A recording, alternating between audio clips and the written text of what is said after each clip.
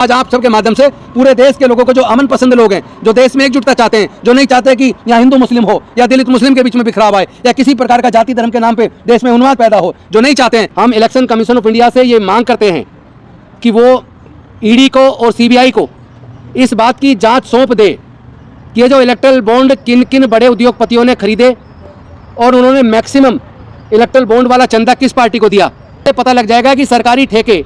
किस किस कंपनियों को दिए गए और वो कौन कौन सी कंपनी जिन्होंने चंदा दिया और चंदे के बदले में सरकारी ठेके लेकर लाखों करोड़ कमाए। इलेक्शन कमीशन उनकी जांच कराए, हम मांग करते हैं। और अगर वो नहीं कराते हैं तो ये माना जाएगा कि ये election commission of India BJP का पार्ट बन गया है। हमारे दो साथी एडवोकेट सुप्रीम कोर्ट महमूद प्राचा जी और भानु प्रताप सिंह जी, इन दोनों की वो किसी न किसी रूप में कहीं भी पूरे देश के किसी कोने में हत्या करवा सकते हैं। और हमें जो इनपुट मिले हैं वो इतने सीरियस हैं कि वो महमूद प्राचा की हत्या किसी एससी या ओबीसी से करा सकते हैं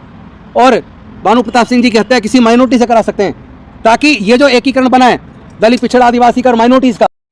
इलेक्ट्रल बॉन्ड को और उससे जुड़े जो कानून बनाए गए थे, फाइनेंस एक्ट और उसके साथ साथ कंपनी एक्ट, उनको अवैध करार दिया। लेकिन साथ ही साथ हम एक मांग इलेक्शन कमीशन से करते हैं।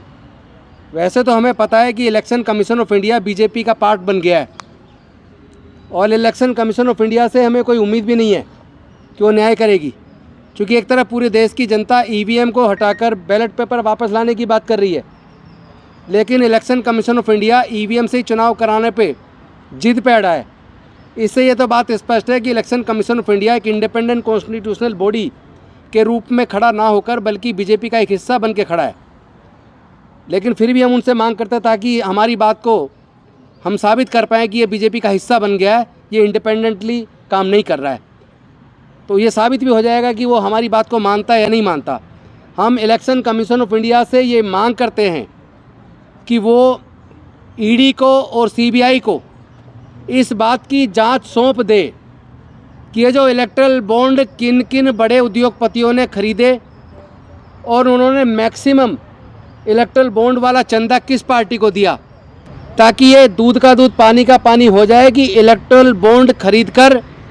वो पैसे भारतीय जनता पार्टी को इसलिए दिए गए क्योंकि उनकी सरकार ने फिर उन्हें बड़े पूंजीपतियों को लाखों करोड़ का मुनाफा कमवाया एक तरफ, ताकि इससे जांच से पता लग जाए कि ये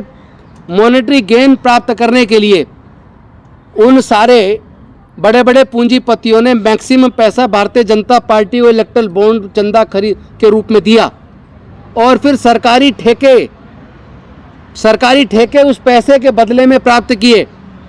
और उससे भारत सरकार को, भारत की जनता को लाखों करोड़ का नुकसान हुआ।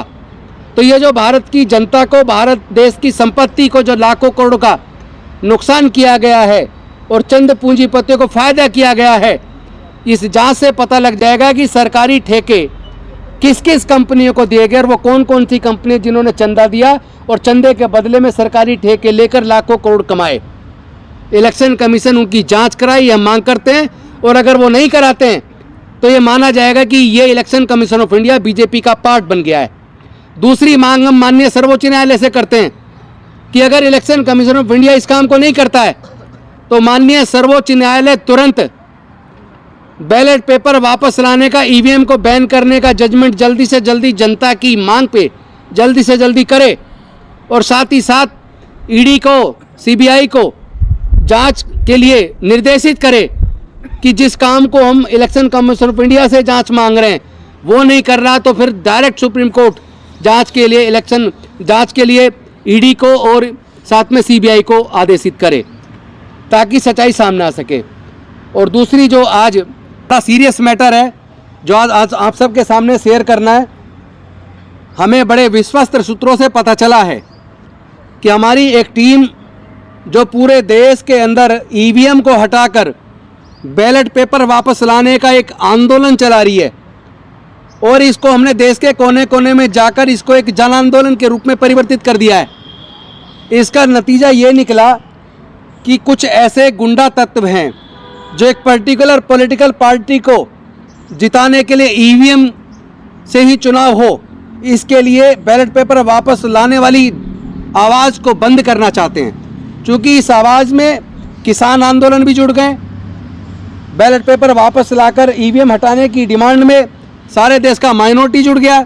सारे देश का दलित जुड़ गया, सारे देश का आदिवासी जुड़ गया, सारे देश के पिछड़े वर्ग के लोग जुड़ गए और रिलीजियस माइनॉरिटी के लोग जुड़ गए। तो इस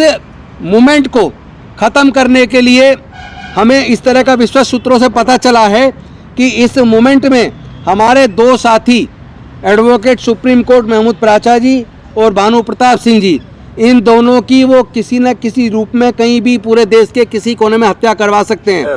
और हमें जो इनपुट मिले हैं वो इतने सीरियस हैं कि वो महमूद प्राचा की हत्या किसी एससी या ओबीसी से करा सकते हैं और भानु प्रताप सिंह जी की हत्या किसी माइनॉरिटी से करा सकते हैं, ताकि ये जो एकीकरण बना है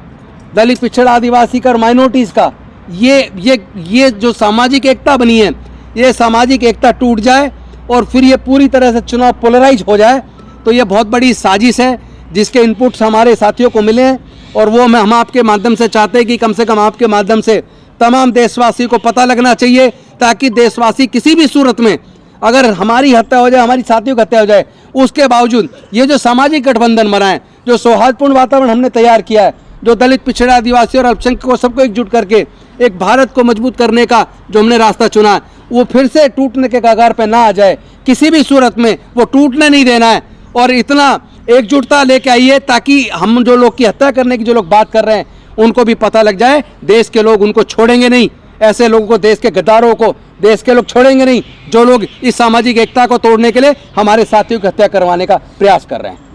सर, इस पर कुछ रोशनी डालेंगे और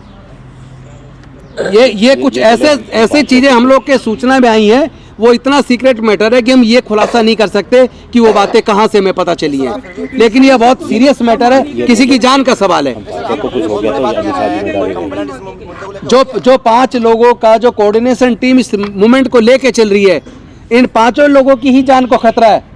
लेकिन मेन जो हमारे पास इनपुट आए वो किसी तरह हिंदू और जो मुस्लिम और दलित के बीच में किस तरह इनमें फाट डाली जाए, किस तरह एक दूसरे पे हमला करवा के इनके बीच में एक दरार पैदा कर दी जाए ताकि पूरे देश के अंदर चुनाव को पोलराइज कराया जा सके, इसके लिए सारी साजिश रची गई है। तो क्या आप सुरक्षा चाह रहे हैं सरकार से? देखिए, इस सरकार से हमें कोई उम्मीद नहीं है। वैसे तो ये सरकार की जिम्मेदारी है कि पूरे देश के अंदर जो लोग भी ईवीएम हटाओ, बैलेट पेपर वापस लाओ का जो आंदोलन चला रहे हैं, उन सब की जान को खतरा है। यह केंद्र सरकार की जिम्मेदारी बनती है कि वो ऐसे लोगों को सुरक्षा मुहैया कराए, उनको कराना ही चाहिए। पुलिस की सूचना दी आपने मुद्दे को?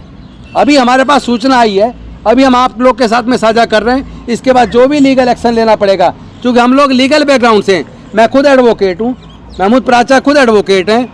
भानु प्रताप सिंह खुद एडवोकेट हैं, तो हमें लीगल क्या क्या रेमेडीज हमें अवेलेबल हैं वो रेमेडीज तो हम लोग एडोप्ट करेंगे। लेकिन उससे पहले हम आज आप सबके माध्यम से पूरे देश के लोगों को, जो अमन पसंद लोग हैं, जो देश में एकजुटता चाहते हैं, जो नहीं चाहते कि यहाँ हिंदू मुस्लिम हो या दलित मुस्लिम के बीच में बिखराव आए या किसी प्रकार का जाति धर्म के नाम पे देश में उन्माद पैदा हो, जो नहीं चाहते हैं, पहले हम उन लोगों को चाहते हैं कि उन लोगों को पता लग जाए, पूरा देश एकजुट होकर ऐसे लोगों के खिलाफ एकजुट होकर इस लड़ाई को लड़े। लेटेस्ट अपडेट पाने के लिए हमारे चैनल क्लाउड न्यूज को अभी लाइक करें, सब्सक्राइब करें और बेल आइकन दबाना बिल्कुल ना भूलें।